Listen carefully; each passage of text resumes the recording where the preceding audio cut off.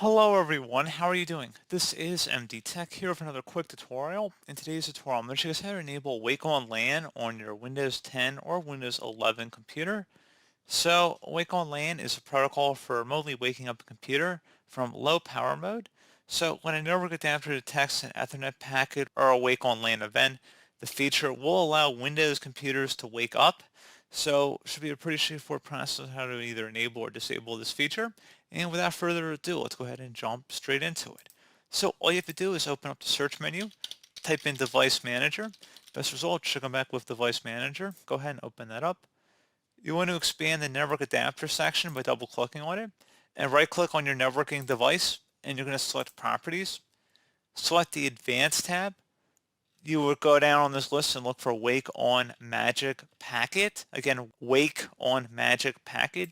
You left click on it and then in the value field over on the right you expand it and then you would select Enabled. I do not have one in my case because my system does not support it. Turn it on. So again, Wake on Magic Packet on the left and then you would enable it over here on the right.